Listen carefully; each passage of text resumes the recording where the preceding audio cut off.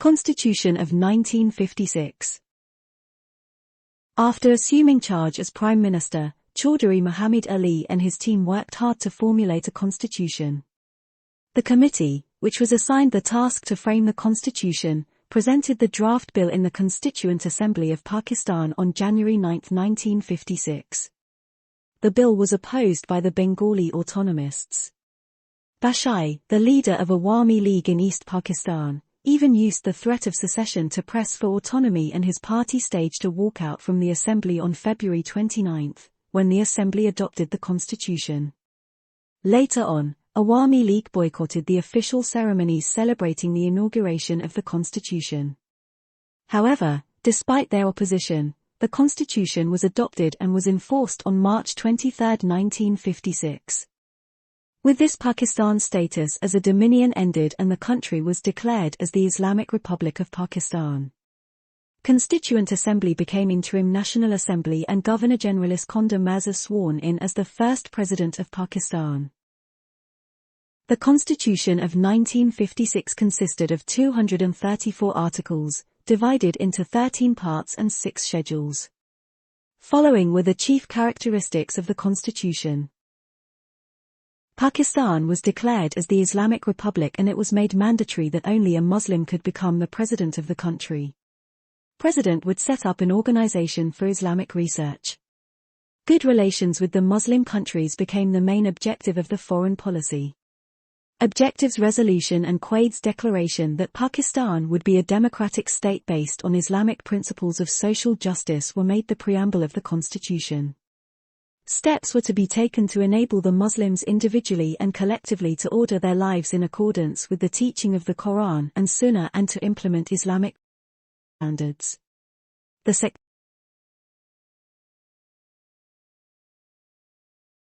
sectarian interpretations among the Muslims were to get due regard. Measures were to be taken to properly organize zakat, waqfs, and mosques. However, one clause relating to the elimination of riba, which was the part of the draft, was eventually dropped. The Constitution provided for the federal form of government with 3 lists of subjects: federal, provincial and concurrent. The federal list consisted of 33 items, provincial of 94 items, and a concurrent list of 19 items. The federal legislation was to get precedence over provincial legislation regarding the concurrent list. In case of a conflict between federal and provincial governments, or between the provincial governments, the Chief Justice of the Supreme Court was to act as a mediator. The federal government exercised wider control in provincial matters in case of emergency. Though the Constitution provided for the parliamentary form of government, yet it declared that the executive authority of the federation would be in the president. Any Muslim citizen of Pakistan, who was at least 40 years old, could be elected as the president of Pakistan for the term of 5 years. No one was entitled to hold this office for more than 2 tenures. 3/4 members of the assembly could impeach the president. President could appoint from amongst the MNAs a prime minister who had to take the vote of confidence from the House in 2 months. The prime minister had to inform the president about all the decisions of the cabinet. Ministers could be taken from outside the National Assembly, but they were to get themselves elected within 6 months. President had the power to summon, prorogue, and dissolve the assembly on the advice of the cabinet. No bill imposing taxes or involving expenditure could be moved without his consent. He had partial veto power. He could give or withhold his assent to a bill passed by the assembly. Prime Minister and his cabinet were to aid and advise the president. The president was required to follow the advice of the cabinet except where he was empowered to act at his discretion. The Constitution entitled for a unicameral legislature. The National Assembly was to consist of 300 members. The age limit of a candidate for a seat in the National Assembly was 25 years. The principle of parity was accommodated in the constitution. West Pakistan was treated as one unit and seats were divided equally between the two wings of the country. National Assembly was to meet at least twice a year. A minimum of one session should be held in Dhaka. Members of the Assembly were to be elected based on direct elections conducted based on adult franchise.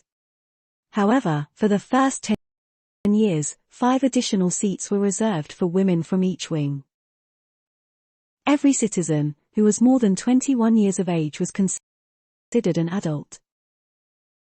The provincial structure was similar to that of the centre. There were 300 members in both provincial assemblies. 10 additional seats were reserved for women. Punjab was given 40% seats in the West Pakistan Assembly. It was a written constitution. It was a flexible constitution and 2/3 members of the Assembly could bring an amendment to the constitution.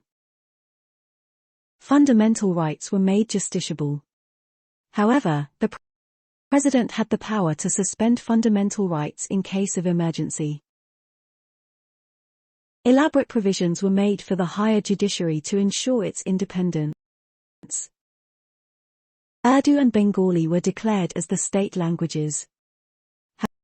However, for the first 20 years, English was to continue as an official language. After 10 years, the President was to appoint a commission to make recommendations for the replacement of English. The constitution was never practically implemented as no elections were held. It was eventually abrogated on October 7, 1958, when martial law was enforced.